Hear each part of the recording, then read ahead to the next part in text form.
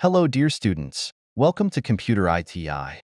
Today I will teach you most important class of this session. Topic Introduction of MX, Excel, so please don't skip this video and don't forget like comments and subscribe this channel at Ida Kaushal. से Excel start करेंगे। Excel हमारे course का एक सबसे important topic है।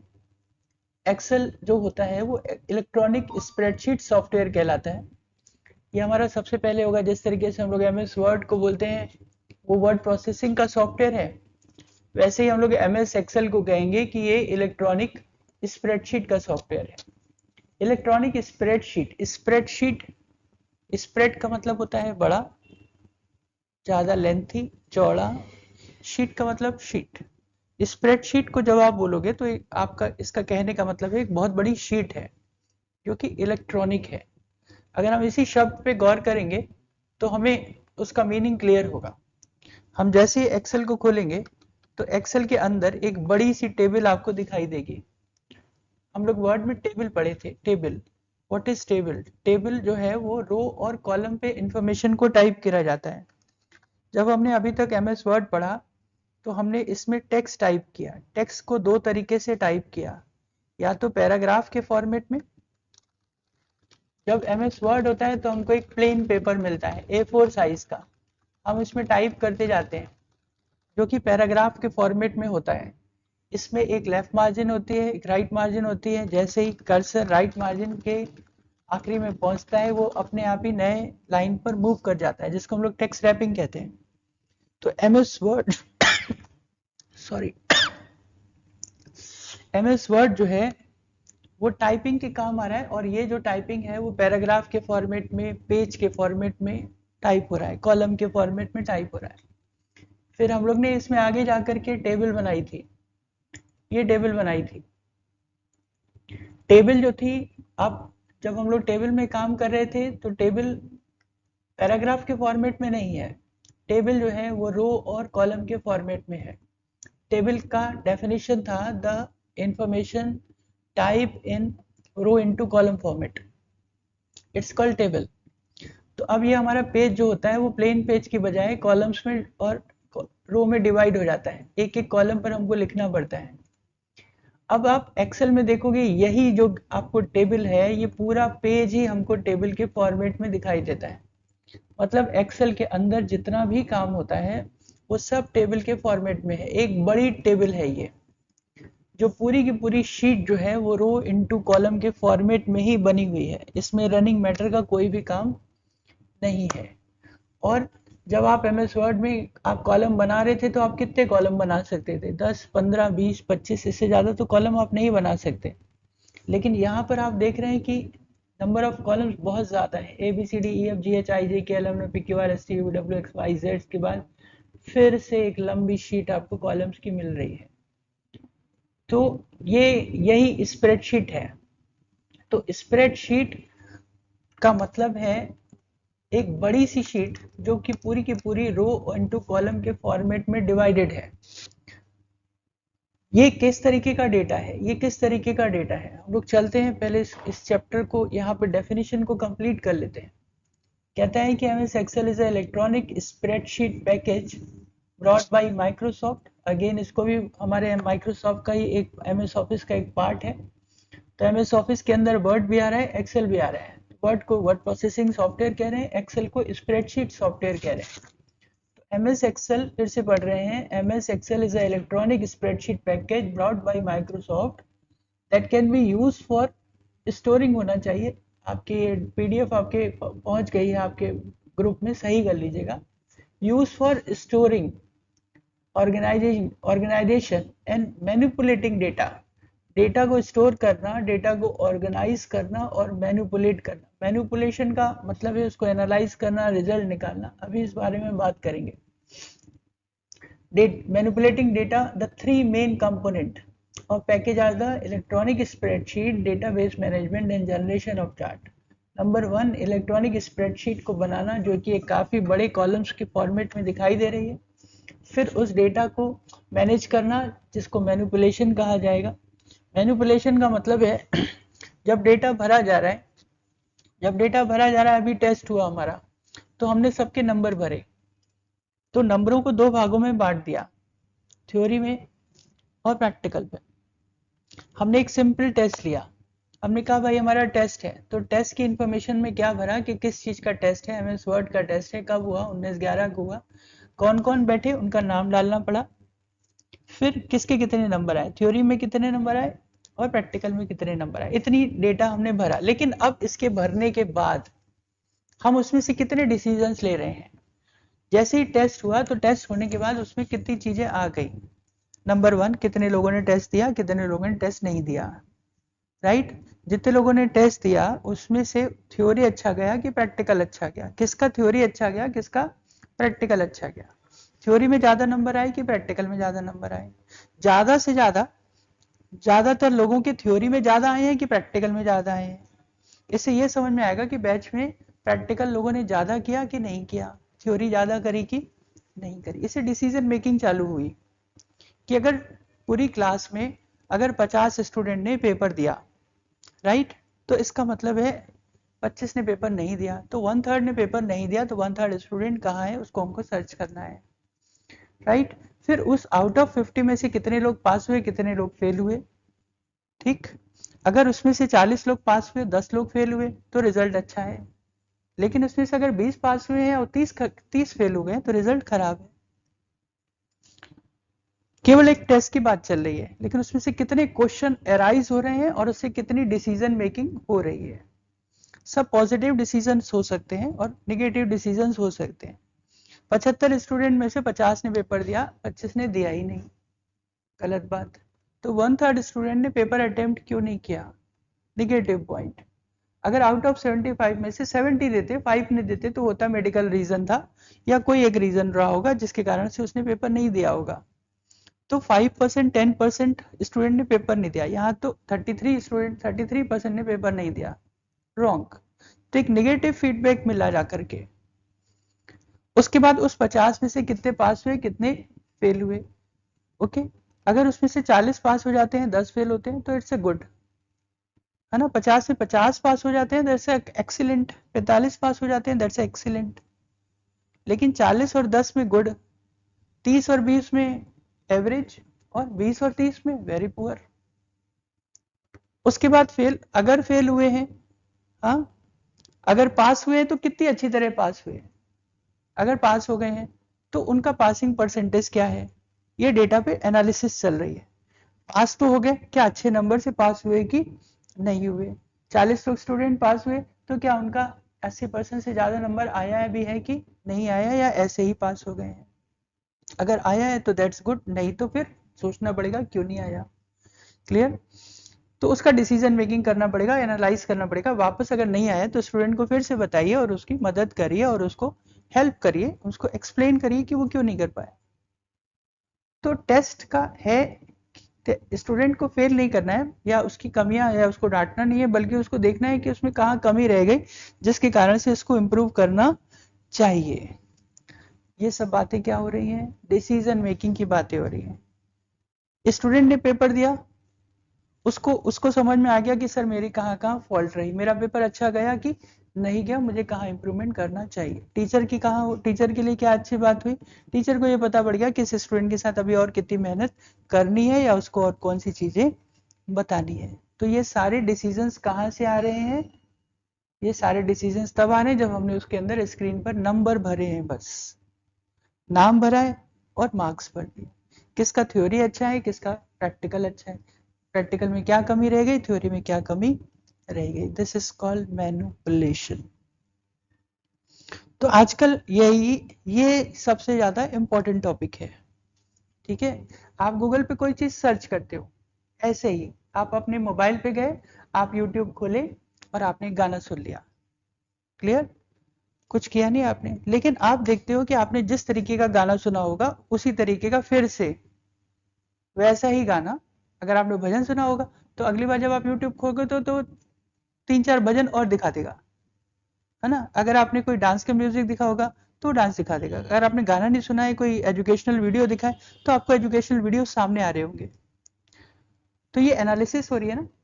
कोई कोई क्या कह रहा है, गेम खेल रहा है, यूट्यूब पे जा रहा है, उसने भजन खोला, कोई गया, किसी ने डांस देखा, किसी ने एजुकेशनल वीडियो देखा, किसी ने उसको खोला नहीं, ऐसे ही रील्स देखे, शॉर्ट्स देखे। तो हमको क्या पता पड़ रहा है कि 50 में से कितने स्टूडेंट पढ़ने वाला वीडियो देख रहे हैं, कितने स्टूडेंट गेम वाला वीडियो देख रहे हैं, कितने स्टूडेंट पढ़ने वाला वीडियो देख रहे हैं। It is called analysis. Analysis. आप ऐसे ही कोई चीज सर्च करते हो, जाकर के गूगल पे गए, ऐसे ही आपने कोई सर्च किया, आपने खरीदना भी नहीं था, ऐसा कभी ध्यान दिया है? ऐसा ही होता है कि नहीं होता है? आप लोग मोबाइल चला रहे हैं आजकल, आप जिस तरीके की रील देखते हैं उसी तरीके की रील्स आपके में आने लगती है, फिर से वही वही उसी टाइप की आने लगती है, जैसा भी आप देखते हैं। होता है कि नहीं होता है? गौर किया है इसी बात?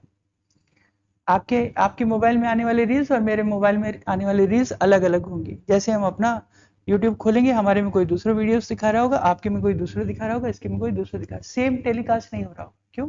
क्योंकि आपका टेस्ट अलग है, इसका टेस्ट अलग है, और मेरा टेस्ट अलग होगा। तो ये डेटा एनालिसिस चल रही है। यूजर का माइंडसेट देखा जाता है, यूजर क्या देख रहा है, यूजर क्या पसंद कर रहा है ना। तो अभी हम लोग ने डिस्कस किया, एक स्टूडेंट के रिजल्ट पे डिस्कस किया, एक स्टूडेंट के रिजल्ट पे डिस्कस किया कि एक टेस्ट हुआ, कोई इवेंट हुआ, उससे हम डिसीजन मेकिंग कर रहे हैं। कंप्यूटर का काम है क्या? कंप्यूटर का काम डिसीजन मेकिंग करना है। कंप्यूटर का काम है कि फायदा हो रहा है कि नुकसान, अच्छा हो रहा है कि बुरा, इस चीज को बताना है काम कंप्यूटर का, और उस चीज को समझना है। वो बोल के नहीं बताएगा, जो हम डेटा भरेंगे, डेटा का मैनिपुलेशन होगा, चार्ट वाइज दिखाएंगे, और उससे ये हमारा बिजनेस चल रहा है कि नहीं चल रहा है हम जानना चाहेंगे। हम कोई काम कर रहे हैं तो हमारा बिजनेस चल रहा है कि नहीं चल रहा है, उससे प्रॉफिट हो रहा है कि नहीं हो रहा है, हमारी लास्ट ईयर की सेल इस ईयर की सेल से बढ़ी है कि नहीं बढ़ी है, ये हम देखना चाहते हैं। ये काम कंप्यूटर से हम लोग डेटा फिल करके देख सकते हैं कि वो बढ़ी है कि नहीं बढ़ी है। इसको कहेंगे मैनिपुलेशन करना। एक ये जो इतने सारे कॉलम्स हैं, इसके बारे में थोड़ा सा बात करते हैं, इसके बारे में थोड़ा सा बात करते हैं। इतने सारे कॉलम्स क्यों हैं? एक छोटा सा एग्जाम्पल समझिए। केवल नियरेस्ट जो भी हमारा चौराहा है, बम्बा मान लीजिए, से कररई तक छोटा सा डिस्टेंस है, उसमें जो ब्रेड है या मिल्क है, दूध है, वो कितनी जगह पर बिकता होगा? बहुत जगह बिकता होगा ना, बहुत जगह बिकता होगा, हर कदम कदम पे ब्रेड मिलती है, कदम कदम पे ब्रेड मिलती है। तो सोचिए, जो ब्रेड बनाने वाली फैक्ट्री है या जो ब्रेड सप्लायर है, उसके लिए तो बहुत अच्छी बात है ना, लेकिन उसकी रिस्पॉन्सिबिलिटी क्या बनती है? उसने इतने सारे एजेंट अपॉइंट कर रखे हैं कि वो जगह जगह पर जा करके ब्रेड पहुंचा देते हैं। आपको सुबह सुबह 8 बजे ब्रेड चाहिए होती है, ताजी ब्रेड चाहिए होती है। हम लोग ब्रेड लेने जाते हैं तो हमारा एटीट्यूड कैसे होता है? हम लोग ब्रेड को उठाते हैं, छू के देखते हैं, जो ताजी है वो उठाते हैं, दूध देखते हैं थोड़ी सी सूख गई तो कल की है, इसे छोड़ो, दूसरी दुकान पे जाएंगे, जो ताजी होगी वो उठाएंगे। तो ब्रेड का लाइफ कितना कम है, आज है कल नहीं है, राइट? जो भी फूडिंग आइटम्स है उसका लाइफ कितना कम है। तो दुकानदार के लिए सोचिए, उसको कितनी सुबह सुबह उसको अरेंज करना है और उसको तुरंत सेल करके खत्म कर देना है, नहीं तो वो 1-2 दिन में उसके लिए वेस्ट हो जाएगी। सुबह नहीं बिकेगी, शाम तक बिक जानी चाहिए, अगले दिन तक मैक्सिमम बिक जानी चाहिए, नहीं तो कोई भी उसको खरीदने वाला होगा नहीं। तो जो सप्लायर है वो हर सुबह इतनी सारी ब्रेड हर जगह पर, कोई भी ब्रेड हम लोग खाएं, अमूल की खाएं, मरगरी की खाएं, कोई भी खाएं, सब जगह पहुंच जाती है कि नहीं पहुंच जाती है, राइट? तो जो सप्लायर है उसको तो पता है ना कि हमारे केवल इतने चौराहे पर कितने पीस ब्रेड का आवश्यकता है। उसके एजेंट बहुत होंगे देने वाले, वो एक नहीं होगा, लेकिन उसने एक बड़े लेवल पर एक सप्लायर है, उसके नीचे एक डिस्ट्रीब्यूटर होगा, और उस डिस्ट्रीब्यूटर ने छोटे छोटे साइकिल वाले या गाड़ी वाले, वैगन वाले सब बुक कर रखे हैं। दूध की गाड़ी आती है, वो हर कदम कदम पे दूध का पैकेट छोड़ करके चली जाती है। तो पता होता है ना, कोई भी अगर एक डेस्टिनेशन छूट गया तो उसकी सेल कम हो जाएगी। हमें नमस्ते इंडिया वाला पैकेट चाहिए, नहीं मिला तो हम कौन सा खरीद लेंगे? अमूल खरीद लेंगे। तो नमस्ते इंडिया वाले जो भी डीलर है उसको हर पॉइंट का ध्यान रखना है कि एक भी पॉइंट पर दूध की पैकेट छूटना नहीं चाहिए, वो भी समय से। तो 4-5 बजे गाड़ी निकली और हर जगह पर उसने पॉइंट पर छोड़ता चला गया, उसने छोड़ा, या एक बड़ा डीलर होगा उसने 10 पैकेट ले लिए, उस 10 पैकेट वालों ने दूसरे दूसरे डीलर को दे दिया, या जिसको खरीदना होगा वो वहां से लेकर के आया होगा। अल्टीमेटली जब हम दूध लेने सुबह 6 बजे पहुंचे तो हमारी दूध का पैकेट वहां पे तैयार होगा। तो शाम तक हमें ये पता पड़ जाएगा ना कि कितने नंबर ऑफ पैकेट्स मुझे सेल हो रहे हैं, 5,000, 10,000, 20,000, 20,200, राइट? पता होगा कि नहीं होगा? तो और वो जो पूरा डिस्ट्रीब्यूशन होगा वो कहाँ से कहाँ तक हो रहा होगा। तो हमें point number 1, point number 2, point number 1 पर 50 चाहिए, पॉइंट नंबर 3 पे 10 चाहिए, 5 चाहिए, कोई 5 भी ले रहा होगा, मतलब जो भी उनका आता है सेल करने वाला, है ना? कोई 10 ले रहा होगा, कोई 5 ले रहा होगा, कोई 1 ले रहा होगा, कोई 20 ले रहा होगा। तो सबको वो ड्रॉप करते हुए जाते हैं, फिर शाम को फिर उठाते हैं, फिर उसको दूसरा ड्रॉप करते हैं। अगर वो कभी भी मिस कर जाएगा तो नमस्ते इंडिया को अमूल ड्रॉप कर देगा, अमूल को नमस्ते इंडिया ड्रॉप कर देगा, उसकी सेल डाउन हो जाएगी, राइट? तो जो जितने फूडिंग वाले लोग हैं उनके पास कितना कंपटीशन है, मोबाइल पर कितना कंपटीशन है। अभी आपकी कॉल ड्रॉप करना स्टार्ट हो जाए, अच्छा चल रहा है जियो, बहुत अच्छा चल रहा है, नहीं चल रहा है, अरे जियो लग नहीं रहा है, बदलो, एयरटेल पर आ जाओ, राइट? अगर 2-3 दिन आपका फोन डिस्टर्ब करने लगे, आप अपना सोचने लगोगे अरे जियो बेकार हो गया, एयरटेल पे चले जाओ, अरे एयरटेल बेकार हो गया, आप जियो पर आ जाओ, राइट? तो बिल्कुल ध्यान रखना है ना, कंपटीशन का टाइम है, तो हर पॉइंट की सेल कम नहीं होनी चाहिए, बढ़नी चाहिए। हम एयरटेल के डीलर हैं, हम जरूर चाहेंगे कि इसका फोन जियो का ना बचे, जैसे ये जियो छोड़े तो एयरटेल में आ जाए। जितने मैक्सिमम लोग एयरटेल चलाने लगे हमारे लिए फायदा होगा। अगर हम जियो वाले होंगे तो जितने एयरटेल छोड़ दें वो हमारे लिए फायदा होगा। तो मैक्सिमम सेल मुझे कवर करनी है, कंपटीशन का टाइम है, राइट? तो सेल्स, सेल्स में चलती है कंपटीशन, तो हर पॉइंट पे हिसाब रखना, हर पॉइंट पे हिसाब रखना, इसीलिए इतने सारे कॉलम्स बने हुए हैं। तो जब कोर्स में आप आ रहे हैं, अभी तक आप एमएस वर्ड पढ़ रहे थे जिसमें आप सिंपल टाइपिंग कर रहे थे, अब हमारे कोर्स में ये स्टार्ट होगा कि डेटाबेस मैनेजमेंट क्या है, कंप्यूटर पे एक्चुअली ऑफिशियल काम होता क्या है, रखा क्या जाता है, उससे फायदा क्या होता है, जब हम कहीं जॉब करने जाएंगे तो हमें मेंटेन क्या करना होगा, हमें मेंटेन क्या करना होगा। अगर हम एक इंस्टीट्यूट है तो शुरू से सबसे पहले हमने एडमिशन लिया, जैसे हमने एडमिशन लिया तो हम स्टूडेंट का नाम, पता, Aadhaar number, mobile number, email ID, उसकी फीस, उसका कोर्स का नाम नोट करेंगे, फिर उसने उसकी कितनी फीस जमा है और कब कब वो दे रहा है, फिर उसको रखना पड़ेगा, मंथली हिसाब रखना पड़ेगा, फिर वो कितने बजे आता है, कितने बजे जाता है, रोज का हिसाब रखना पड़ेगा, कितने दिन उसने साल भर में क्लास अटेंड करी, कितने दिन उसने साल भर में क्लास नहीं अटेंड करी, हिसाब रखना पड़ेगा, किसकी कितनी अटेंडेंस जा रही है, हिसाब रखना पड़ेगा, राइट? फिर उसके हर टेस्ट में कितने नंबर आए, उसने कितने कितने टेस्ट दिए, कितने टेस्ट नहीं दिए, हिसाब रखना पड़ेगा। तो ये पूरा रिकॉर्ड मेंटेन होगा ना हर बच्चे का, मंथली। तो दैट्स वाई एक लंबी सीरीज चाहिए मुझे। तो ये एक्सेल इसीलिए आपके टेबल्स कॉलम्स में बने होते हैं, आप जैसे जैसे पढ़ेंगे तो आपको दिखेगा कॉलम्स की हमको जरूरत होती है और उस कॉलम्स के अंदर हम लोग डेटा फिल करते हैं, इसीलिए इसको एक स्प्रेडशीट कहा जाता है। स्प्रेडशीट का मतलब, तो पहली डेफिनेशन तो यही हो रही है कि स्प्रेडशीट है क्या। तो स्प्रेडशीट, व्हाट इज स्प्रेडशीट?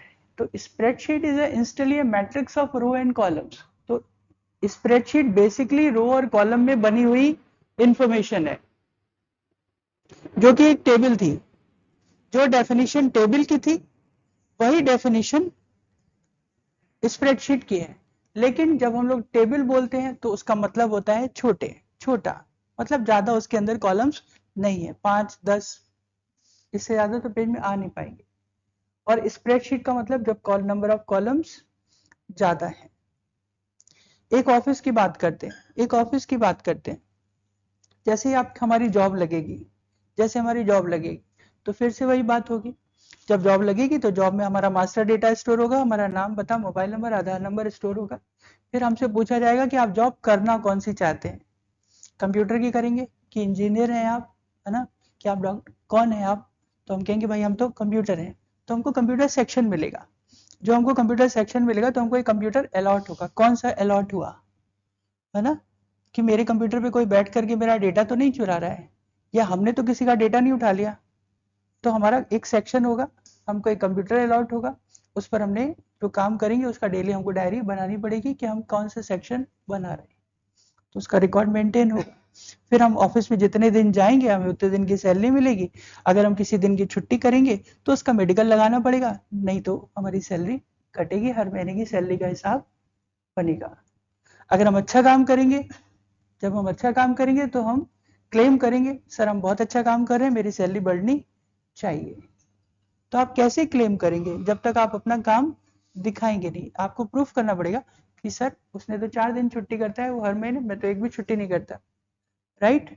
या उसकी स्पीड, मेरी स्पीड ज़्यादा तेज है, उसकी स्पीड कम तेज है, एक महीने में मैंने इतना काम किया, उसने इतना काम किया, तो मेरी सैलरी ज़्यादा होनी चाहिए। आप कहेंगे कि नहीं कहेंगे? एक साल बाद कहेंगे कि सर मेरी तो अब सैलरी तो बढ़ाइए, 1 साल हो गया, 6 महीना हो गया, मेरे को प्रोग्रेस मिलनी चाहिए। तो पूछेंगे आपने क्या काम किया, तो आपको प्रूफ करने के लिए होना चाहिए, देखिए मैंने ये काम किया, राइट। तो पंक्चुअलिटी होनी चाहिए, एक्यूरेसी होनी चाहिए, राइट। तो ये सारा डेटा मेंटेन होगा, जिससे ये पता पड़ेगा ये एम्प्लॉय अच्छा है, ये एम्प्लॉय अच्छा कम है, इसको इम्प्रूवमेंट करने की अभी जरूरत है। क्लियर? तो ऑफिसेस में ये डेटा मेंटेन होता है, वो अब सीखेंगे हम लोग कैसे मेंटेन होता है। तो उसको हम लोग क्या बोलेंगे, स्प्रेडशीट कहेंगे या वर्कशीट कहेंगे। तो इस spreadsheet is a matrix of row and column, it is also known as worksheet. When you look at the Excel screen, we can see a rectangular table or grid of row and column. Horizontal rows are identified by 1 to 3 and the vertical columns with the letter of A, B, C. कहता है कि जब आप Excel का page खोलेंगे तो आपको पूरी शीट मिलेगी, जिसमें आप देखेंगे कि रो का नंबर 1 2 3 4 करके आ रहा है और कॉलम को ए बी सी डी करके डिफाइन किया जा रहा है। इसके अलावा एक्सेल में क्या बनाया जा सकता है, एक्सेल में स्टूडेंट का पर्सनल रिकॉर्ड और मार्क्स रिकॉर्ड।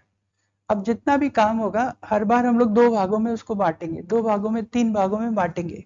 अगर हम स्टूडेंट हैं तो हमारा पर्सनल डेटा और परफॉर्मेंस डेटा। अगर हम परफॉर्मेंस का मतलब हर टेस्ट में मेरे कितने अच्छे नंबर आए और कितने अच्छे नंबर नहीं आए, राइट।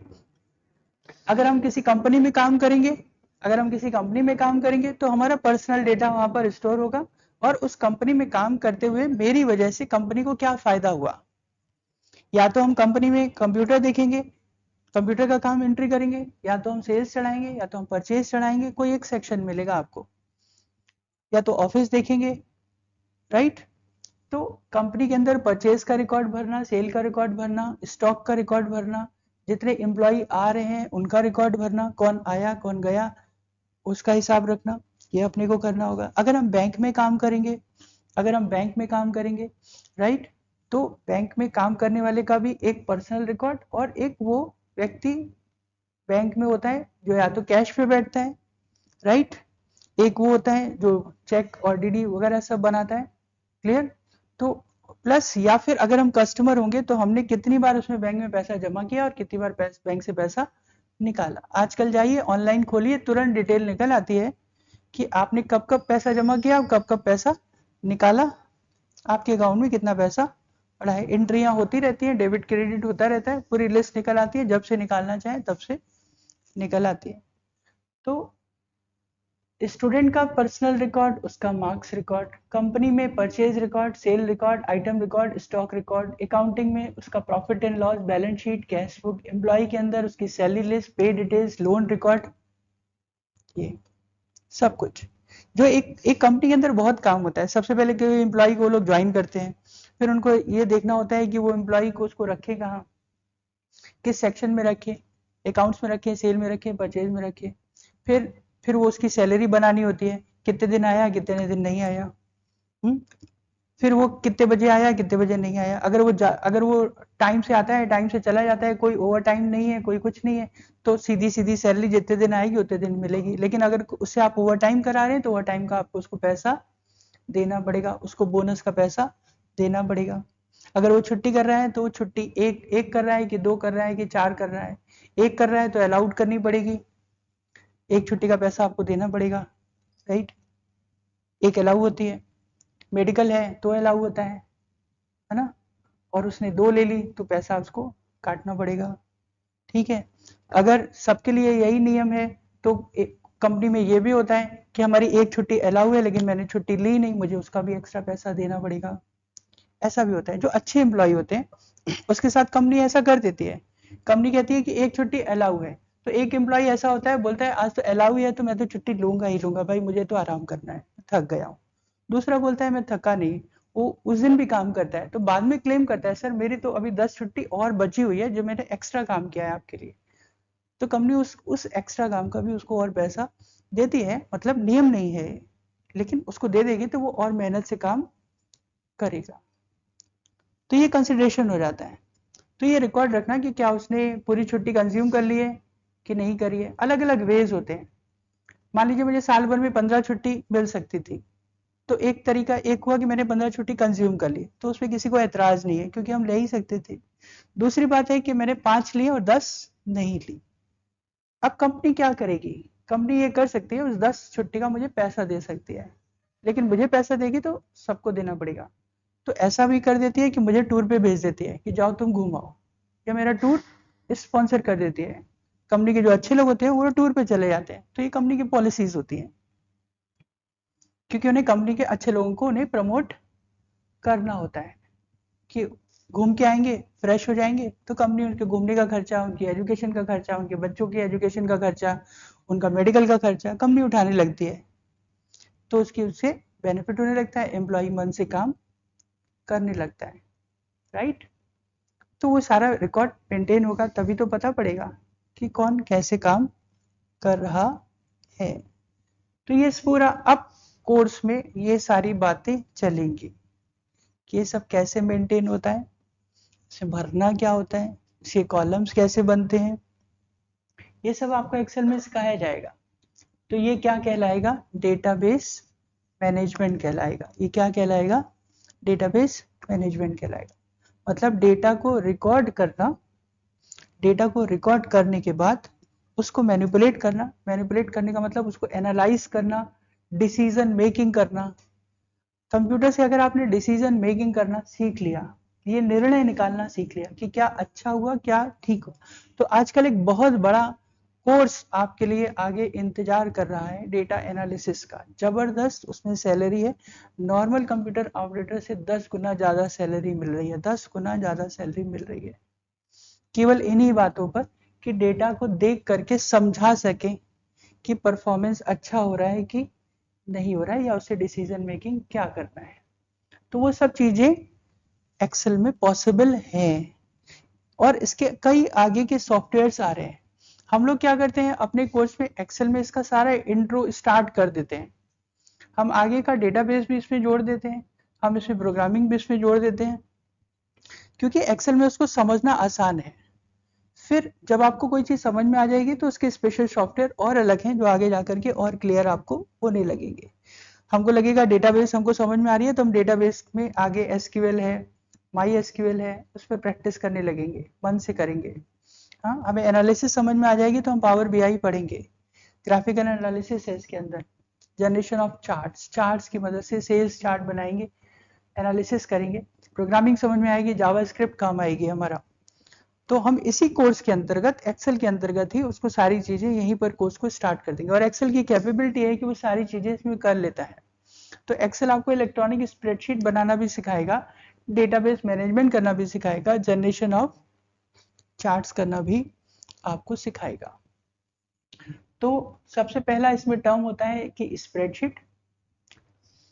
इस स्प्रेडशीट में हम लोग क्या क्या कर सकते हैं, जब आप इसको खोलते हैं तो एमएस वर्ड में आपको क्या मिलता है, डॉक्यूमेंट मिलता है।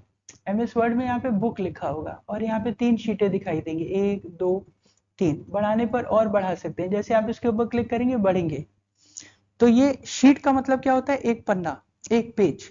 जैसे जैसे पेज बढ़ते जाएंगे तो क्या बन जाएगी, बुक। तो जब हम लोग एक्सेल खोलते हैं तो एक्सेल में, एक्सेल की फाइल को हम लोग क्या बोलते हैं, वर्क बुक कहते हैं। क्या कहते हैं, वर्क बुक कहते हैं। तो work book is what, work book is a collection of worksheets. Work book is a collection of worksheet.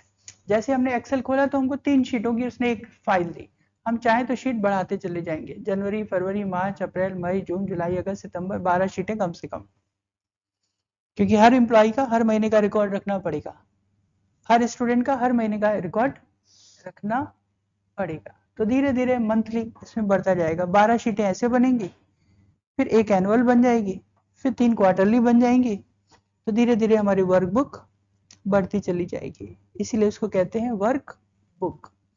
Word में क्या बनता है, डॉक्यूमेंट बनता है। एक्सेल में क्या बनती है, वर्क बुक बनती है। जब हम लोग वर्क बुक खोलते हैं तो उसके अंदर एक एक शीट होती है जिसको वर्कशीट या स्प्रेडशीट कहा जाता है। यहाँ पे एक शब्द जो बार बार मैं छोड़ जा रहा हूं, वो इलेक्ट्रॉनिक। एक तो कह रहा है कि स्प्रेडशीट है, मतलब अभी तक हमको समझ में आया कि अब हमको बहुत ज्यादा कॉलम्स में काम करना पड़ेगा, है ना, तो स्प्रेडशीट बन गई। लेकिन उससे पहले एक शब्द भी लिखा हुआ है, इलेक्ट्रॉनिक स्प्रेडशीट। ये इसका इलेक्ट्रॉनिक फीचर इतना अच्छा है, इतना अच्छा है, जब आप काम करेंगे तो आपको इतना इंटरेस्टिंग लगेगा और इतनी सरल होगा कि आपको लगेगा इतना बड़ा कॉलम हम मैनेज कैसे कर रहे हैं। क्योंकि एक्सेल के अंदर बहुत खासियत होती है कि वो बड़ी आसानी से सेल को लिंक कर देती है। एक्सेल में आप मैथमेटिकल ऑपरेशन भी कर सकते हैं। मैथमेटिकल ऑपरेशन मतलब पूरी math, plus minus multiply divide percentage, जो आप करना चाहें पूरी मैथ आप लगा सकते हैं। तो मैथमेटिकल कैलकुलेशन करना, प्रॉफिट एंड लॉस निकालना, किसी का लोन, लोन का इंस्टॉलमेंट निकालना, मैक्सिमम निकालना, मिनिमम निकालना, ये सब कुछ काम के लिए सारे फॉर्मूलेज हैं एक्सेल के अंतर्गत। एक्सेल में फॉर्मूले की पूरी पूरी एक लाइब्रेरी है। हमको उस फॉर्मूलेज को यूज करके हम लोग ज्यादा से ज्यादा काम करके आराम से सारे डिसीजन मेकिंग कर लेते हैं। न कि केवल मैथमेटिकल डिसीजंस लेते हैं बल्कि लॉजिकल डिसीजंस भी लेते हैं। Mathematical decisions, logical decisions. Mathematical decisions का मतलब हुआ प्लस माइनस मल्टीप्लाई डिवाइड, है ना, कि भाई टोटल हमारे 600 में से कितने नंबर आए, 600 में से हमारे 400 नंबर आए, तो हमारे कितना परसेंट बना, 480%। 480 आए तो 80% बन गया, राइट। 540 आए तो 90% बन गया। लेकिन अब उसके हिसाब से 80% वालों की ग्रेड कौन सी है, 90% वालों की ग्रेड कौन सी है, ये एक लॉजिकल डिसीजन है ना। अभी यूपी पुलिस का रिजल्ट आया तो कितनी मेरिट बनी, कितने लोगों को हमको लेना है और कितने लोगों को हमको लेना नहीं है। जनरल वाले में इतनी मेरिट जाएगी, एससी में इतनी मेरिट जाएगी, ओबीसी में इतनी मेरिट जाएगी। It is called logical decisions, जिसका कोई नियम नहीं है। ये हम अपनी जरूरत के हिसाब से अपना नियम बना सकते हैं। कुछ तो नियम होगा कि ऑफिस में भैया आपको 25 दिन तो नौकरी करनी ही करनी पड़ेगी, राइट।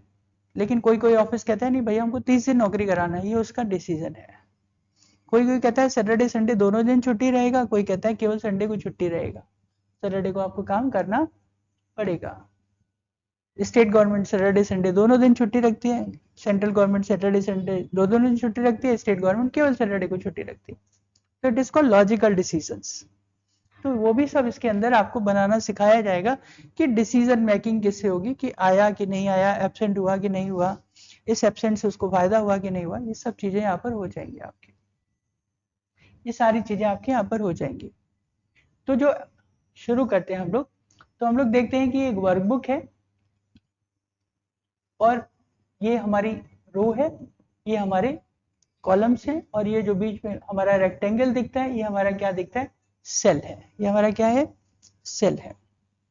आपको जो भी काम करना है वो सब इस सेल पे काम करना है। एक छोटा सा हम आपको बना के दिखा देते हैं ताकि क्लास आगे बढ़ जाए। हम लोग इसमें कुछ इलेक्ट्रॉनिक फीचर्स करके देख लेते हैं कि एक स्टूडेंट का रिकॉर्ड मेंटेन करके देख लेते हैं कि एक्सेल किस तरीके से हमारा काम करता है। जैसे हमने एक्सेल को खोला, आपके में ग्रेड दिखाई देंगे अभी, क्योंकि स्क्रीन प्रोजेक्टर की वजह से नहीं दिखाई दे रहा है, लेकिन आप देखेंगे कि आपकी स्क्रीन पर ये प्रॉपर ऐसे कॉलम्स यहाँ पे सेल दिखाई दे रहे होंगे। ये सेल है हमारे। आपको यहाँ पे कर्सर नहीं दिखाई देगा, इसका कर्सर देखिए अलग तरीके से है, इसका पॉइंटर देखिए ऐसा है ना, और कर्सर दिख ही नहीं रहा है। तो ये इसमें बाय डिफॉल्ट ऐसे होगा, जिस सेल पर आप होंगे उसी सेल के अंदर आपकी टाइपिंग होगी। आपको कुछ भी लिखना है, आपको ज़्यादा कुछ सोचना नहीं है, आप बस सेल पे जाइए और लिखना स्टार्ट कर दीजिए। जैसे आप लिखना स्टार्ट करेंगे वो टाइपिंग हो जाएगी। जैसे हम एक स्टूडेंट का एक सिंपल आपको बना के दिखाते हैं। जैसे मुझे यहाँ पे roll number, name, Hindi, English, math को जोड़ करके देखना है, तो हम यहाँ लिखेंगे रोल नंबर। जैसे मैंने लिखना स्टार्ट किया, अपने आप कर्सर आ गया। अब आप इसको एंटर भी कर सकते हैं, राइट एरो भी कर सकते हैं। जैसे आप इस सेल को छोड़ेंगे अपने आप कर्सर चला जाएगा, लेकिन वो दूसरे सेल में है, इसका पॉइंटर से कोई मतलब नहीं है। आप बस इसमें लिखते जाइए, वो आता चला जाएगा। रोल नंबर, नेम, हिंदी के नंबर, इंग्लिश के नंबर, मैथ्स के नंबर, साइंस के नंबर, माना हमको ये भरना है। आप किसी भी डायरेक्शन में कोई भी चीज भर सकते हैं। रोल नंबर 1, 2, चाहे तो आप ऐसे भरें, चाहे नीचे पहले भरें, कोई फर्क नहीं पड़ता। जिस सेल को पहले भरना चाहें पहले भर दीजिए, जिसको बाद में भरना है बाद में भर दीजिए। बहुत फ्री है, एक्सेल बहुत आसान है।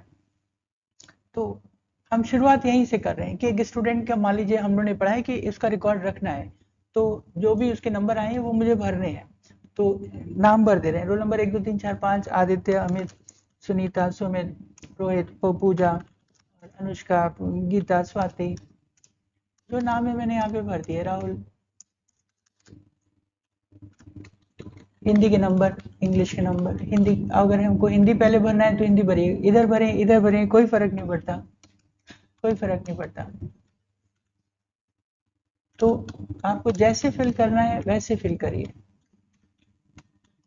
तो हम ये नंबर भर रहे हैं उसको, हम एक इमेजिनरी मान के चल रहे हैं कि टेस्ट हुआ है तो किसके कितने नंबर आए हैं। आप देखिए, अब आप ध्यान दीजिए, जितने भी आपने अल्फाबेटिकल चीजें लिखी हैं वो अपने आप लेफ्ट से आई हैं, सेल के लेफ्ट में आई हैं। जितने भी आपने नंबर भरे हैं वो सेल के राइट पर आ गए हैं। तो जो टेक्स्ट है वो लेफ्ट अलाइंड है, जो नंबर है वो राइट अलाइंड है। जो टेक्स्ट है वो लेफ्ट से है और जो नंबर है वो राइट से है। ये तो आप किसी भी समय आप इसको अपनी सेल को, जैसे भी आप एमएस वर्ड में करते थे, आप सेल, आपको रोल नंबर छोटा चाहिए, आपने रोल नंबर छोटा कर लिया, नाम बड़ा चाहिए, नाम बड़ा कर लिया, या नहीं भी किया तो कोई फर्क नहीं।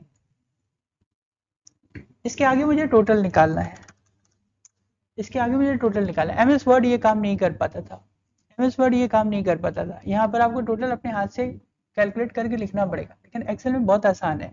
इलेक्ट्रॉनिक का फीचर देखिए और एक्सेल का मजा देखिए। एक्सेल में आपको केवल रॉ डेटा भरना है। रॉ डेटा का मतलब ऐसा डेटा जिसमें कोई कैलकुलेशन नहीं करना।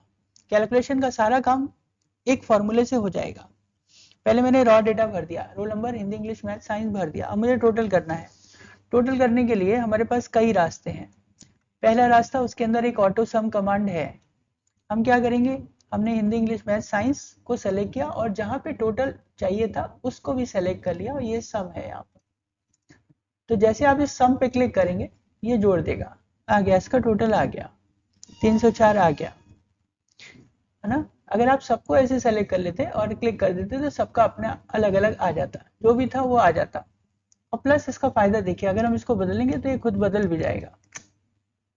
तो सम निकालने के लिए हमने कुछ किया नहीं। सम निकालने का हमारे पास एक ऑटोमेटिक फॉर्मूला है कि हम डेटा को सेलेक्ट करते हैं, एक और सेल सेलेक्ट करते हैं जहां पे मुझे सम चाहिए होता है। चाहे तो सभी को एक साथ कर लीजिए, उसका अपने अपने अपने में खुद ब खुद आ जाएगा, ये ऑटो सम कर दीजिए। जैसे करेंगे सबका टोटल आ गया, राइट। दूसरा तरीका क्या है, दूसरा तरीका क्या है, अगर ऑटो सम का यूज नहीं करते, फॉर्मूला बनाते, तो एक्सेल में जो इक्वल लगाने से फॉर्मूला बन जाता है। पहले आप लगाइए इक्वल, और ध्यान दीजिए कि एक्सेल में जब आप टाइप कर रहे हैं तो ये एबीसीडी और 1 2 3 मैट्रिक्स के फॉर्मेट में टाइप कर रहे हैं, तो हर सेल का एड्रेस यहाँ पे बनता जा रहा है। ये सेल C2 पे लिखा है, C2 पे लिखा है, ये कहाँ पे लिखा है, F2 पे लिखा हुआ है। तो आपको C2 plus D2 plus E2 plus F2 की वैल्यू को जोड़ना है, C D E F की वैल्यू को जोड़ना है आप। तो आप आराम से कोई भी फॉर्मूला क्रिएट कर सकते हैं, equal to C2 plus D2 plus E2, याद नहीं करना है, मतलब जो एड्रेस है उसको लिख देना है। अगर आपको एड्रेस नहीं समझ में आ रहा है, पहले हम एड्रेस लिख के देख लेते हैं। ये लिखा मैंने, एंटर कर दिया, C2 plus D2 plus E2 plus F2, enter किया, टोटल आ गया। अगर मुझे एड्रेस नहीं समझ में आ रहा है तो हम इक्वल करेंगे और वैल्यू के ऊपर क्लिक कर देंगे, इक्वल टू 98 प्लस 78 प्लस वो नंबर अपने आप लिख देगा, प्लस 87 प्लस 87। जो जो नंबर इसके ऊपर क्लिक किया उसका एड्रेस अपने आप आ जाएगा। सब पे बार बार करना पड़ेगा, कोई जरूरत नहीं है। आप यहाँ पे आप केवल एक का निकालिए, बस एक का निकाल लीजिए। और ये सेल को देखिए, इस सेल के सबसे बॉटम पर देखिए, एक यहाँ पर माउस चेंज हो जाता है, वहां पे एक डॉट बना हुआ है आखिरी में, सेल के लास्ट में, हर सेल के लास्ट में एक डॉट बना हुआ है, वहां पर आते ही माउस चेंज हो जाता है। यहाँ पर आइए, डबल क्लिक कर दीजिए, जैसे ही डबल क्लिक करेंगे कॉपी पेस्ट हो जाएगा, सबका निकल आएगा। तो आपको केवल एक बार फॉर्मूला लिखना है और सबके आंसर्स निकल आएंगे।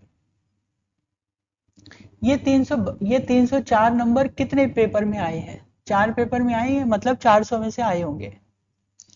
ये कितने में से आए हैं? 400 में से 304, ये 400 में से 350। तो इसका एवरेज क्या बना? एवरेज क्या बना इसका? कितने परसेंट नंबर आए हैं? तो परसेंटेज कैसे निकाला जाता है? टोटल अपॉन ग्रांड टोटल करके निकाला जाता है। तो 304/4, 304/4, तो equal to total divided by number of subjects, total divided by number of subjects. जैसे मैंने इसको लिखा equal to total divided by number of subjects, ये आया, इसके 76% नंबर आ गए। और इसको सभी में लिखने की जरूरत नहीं, इसी पर आकर के डबल क्लिक करेंगे, सबके निकल आएंगे, सभी के आ गए। एक्सेल कैलकुलेशन का काम कर देता है, सारा मैथमेटिकल कैलकुलेशन वो खुद ही करेगा। अब आगे और मजे की बात समझिए, वो अब समझ गया कि अब आप क्या बनाना चाहते हो। जैसे आप छठा रिकॉर्ड भरेंगे, रोल नंबर 6 पर गए और आपने दीपक का रिकॉर्ड भरा, यहाँ पर रोल नंबर 6 दीपक, दीपक के हिंदी के नंबर 85, इंग्लिश के नंबर 88, मैथ के नंबर जो भी आए थे 95, साइंस के नंबर 92। जैसे आप इसको एंटर करेंगे, उसका टोटल और एवरेज उसने खुद ही निकाल दिया, समझ गया था कि आपको निकालना ही होगा। तो एक बार कैलकुलेशन करेंगे, अगली बार वो खुद ब खुद निकालता रहेगा, बशर्ते कि लाइन गैप नहीं होना चाहिए। लाइन से अगर आपने ये लाइन छोड़ करके यहाँ पे लिख दिया तो नहीं निकाल पाएगा। अगर आप लाइन से लिखते चले गए तो निकालता चला जाएगा, ऑटो फिल करता जाएगा। ये क्या कहलाता है? इसका इलेक्ट्रॉनिक फीचर है। इलेक्ट्रॉनिक फीचर का मतलब फॉर्मूला सेट कर देगा, फॉर्मूला ऑटो फिल कर देगा, फॉर्मूले को ऑटो कैलकुलेट कर देगा। एक बार आपने फॉर्मूला सेट किया, वो खुद ही निकाल देगा। आप यहाँ पर गए, आप एक शीट पर गए और आप बना रहे हैं कि आपको बिल बनाना है। मान लीजिए आपको एक बिल बनाना है, तो आपने लिखा सीरियल नंबर, आइटम का नाम और उसकी क्वांटिटी लिखी, उसका रेट लिखा। अब उसके ऊपर आपको जीएसटी लगाना है, टैक्स लगाना है, या उसके ऊपर डिस्काउंट देनी है कि कितना छूट है उसके ऊपर। उसके बाद उसका नेट अमाउंट निकालना है आपको। तो 1 2 3 4 करके आप बना रहे हैं। जैसे हम मॉल में सामान खरीदते हैं, तो हम गए, हमने एक परफ्यूम खरीदा, है ना, हमने एक क्या करा, एक स्प्रे खरीदा, बॉडी स्प्रे खरीदा, एक परफ्यूम खरीदा, कुछ जो भी हम खरीद सकते हैं घर के आइटम। हमने एक पेन ले लिया, कुछ और क्या ले सकते हैं, एक मोबाइल खरीद लिया, क्या खरीद सकते हैं, एक बुक ले ली, एक चेयर ले ली, है ना, या किसी शॉप पर है, या किसी हम आइटम की शॉप पर हैं, तो यहाँ पर हम कोलगेट खरीद रहे हैं, हम ब्रेड खरीद रहे हैं, हमने कुछ यहाँ पर टी खरीदा है, यहाँ पे हमने बिस्किट खरीदा है, और क्या खरीदा है ऐसे, हाँ, शुगर खरीदी है, राइट। तो एक कोलगेट खरीदा है, एक ब्रेड खरीदा है, हाफ केजी टी लिया है, 2 पैकेट बिस्कुट लिए हैं, 2 किलो शुगर लिया है, एक कोलगेट 50 रुपए की है, एक ब्रेड 20 रुपए की है, एक चाय 120 रुपए की है, एक बिस्किट 25 रुपए का है, शुगर 58 रुपए की है, राइट। तो उसका अमाउंट कितना हुआ? तो अगर अमाउंट निकालने के लिए क्या करना चाहिए? मल्टीप्लाई करना चाहिए। तो इक्वल टू क्वांटिटी मतलब C3 मल्टीप्लाई बाई रेट। हमने क्या किया? फॉर्मूला लगाने के लिए इक्वल टू किया, क्वांटिटी मल्टीप्लाइड बाई रेट। आपको प्लस के लिए प्लस लगाना है, माइनस के लिए प्लस लगाना है, माइनस के लिए माइनस लगाना है, प्लस माइनस। ये है मल्टीप्लाई का साइन एस्ट्रिक से, और स्लैश से होगा डिवाइड। अगर आपको कभी भी डिवाइड करना है तो आप स्लैश का साइन लगा सकते हैं, स्लैश का साइन लगा सकते हैं, स्लैश का साइन लगा सकते हैं। तो हमको मल्टीप्लाई करना था, तो हमने लिखा equal to quantity into rate. इसके ऊपर कुछ डिस्काउंट चल रही है, इसके ऊपर कुछ डिस्काउंट चल रही है, इसके ऊपर 5 रुपए डिस्काउंट चल रही है, सभी के ऊपर 5-5 रुपए डिस्काउंट चल रही है। तो इसका नेट अमाउंट क्या होगा? 50 का सामान 45 में मिलेगा, इसीलिए इक्वल टू 50 माइनस 5, 45। ये 3 फॉर्मूला लगे हैं। एक सामान का दाम 50 रुपए, तो टोटल अमाउंट हुआ 50 रुपए। उसके ऊपर डिस्काउंट है 5 रुपए, तो नेट अमाउंट है 50 माइनस 5 बराबर 45। आप तीनों को सेलेक्ट करिए, डबल क्लिक कर दीजिए, सारे आंसर्स आ गए। ब्रेड पर 5-5 रुपए ही सभी पे डिस्काउंट है। अगर डिस्काउंट अलग अलग है तो आप डाल सकते हैं। आगे जाके कैलकुलेट करना सीख लेंगे कि 2% है कि 3% है कि 5% है, अगली क्लास में बता दूंगा आपको। अगर अभी डिस्काउंट चाहिए तो आप अपनी अभी भर लीजिएगा, नेक्स्ट क्लास में फॉर्मूला लगाना बता दूंगा। मतलब आप इस क्लास में आप फॉर्मूला लगाना सीखिए कि अगर एक पैकेट का दाम 25 रुपए है तो 2 पैकेट का दाम कितना हुआ? 50 रुपए। उसमें से 10 रुपए छूट मिली तो देना कितना पड़ेगा? 40 रुपए। तो फॉर्मूला फिर से लगा के देख रहे हैं, फॉर्मूला फिर से लगा के देख रहे हैं। फॉर्मूला लगाने के लिए इक्वल से स्टार्ट करना है आप।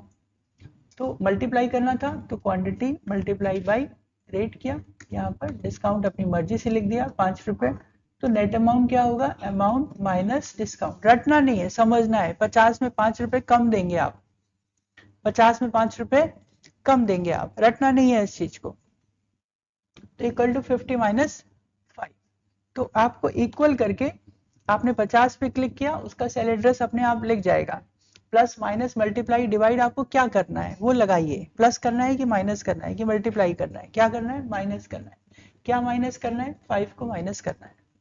एंटर कर दिया, ये आ गया। तीनों को सेलेक्ट कर लीजिए, या पहले इसको करके डबल क्लिक किया, ये देखिए सभी का आ गया। फिर डिस्काउंट जो डालनी है, इस पे 2 रुपए डिस्काउंट है क्योंकि 20 रुपए पे तो 5 रुपए नहीं मिलेगा। 120 पे 10 रुपए है, 50 रुपए पे 5 रुपए है, 116 पे भी 10 रुपए है। जो डिस्काउंट देनी हो दे दीजिएगा। पूरा आपकी दुकान है, ज्यादा से ज्यादा डिस्काउंट देनी हो, 116 रुपए की चीज आपको 50 रुपए में देनी हो, आप दे दीजिएगा, कोई बात नहीं, कस्टमर का भला होगा। ठीक है। और कितना पैसा लगा सोचिएगा। दिवाली की छूट मिल रही है तो जितने आपको छूट चाहिए ले लीजिएगा। कुल मिलाकर के कितना पैसा था, सबको सेलेक्ट किया, सभी को सेलेक्ट किया, सिग्मा पे क्लिक किया, कुल 356 रुपए का सामान था। डिस्काउंट कितनी, कुल कुल कुल कितनी डिस्काउंट बनी? कुल कितनी डिस्काउंट बनी? 72 रुपए। कुल कितना नेट अमाउंट बना? 284 रुपए। अगर हम और शुगर खरीदते हैं, 5 पैकेट शुगर खरीदते हैं, तो खुद ब खुद वो सब कैलकुलेट कर देगा, खुद ब खुद वो सब कैलकुलेट कर देगा। एक कोलगेट का दाम 50 रुपए, तो 10 कोलगेट का दाम 500 रुपए। राइट। एक ब्रेड का दाम 20 रुपए, तो 2 ब्रेड का दाम 40 रुपए। तो आप एक्सेल में प्लस माइनस मल्टीप्लाई डिवाइड करना सीखिए। सेल नंबर 1, सेल नंबर 2, अगर मुझे इसे जोड़ना है तो इक्वल टू 45 प्लस 20 65। अगर माइनस करना है तो 45 माइनस 20 25। मल्टीप्लाई करना है तो 45 मल्टीप्लाई बाई 20 900। डिवाइड करना है तो 45 डिवाइडेड बाई 20। अगर इसको बदलेंगे तो ये सब अपने आप बदल जाएगा। अगर ये 45 की जगह 90 हो जाएगा तो सारे आंसर्स अपने आप चेंज हो जाएंगे।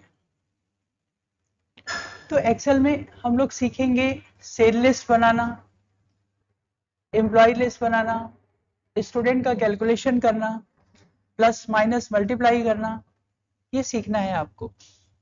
तो इसके लिए धीरे धीरे हम आपको एक्सरसाइज देते चले जाएंगे। अभी आज की क्लास में एक बेसिक आप इतना बना करके प्लस माइनस मल्टीप्लाई का फॉर्मूला लगा के देख लीजिए कि कैलकुलेशन कैसे हो रहा है और वो कॉपी पेस्ट कैसे हो रहा है।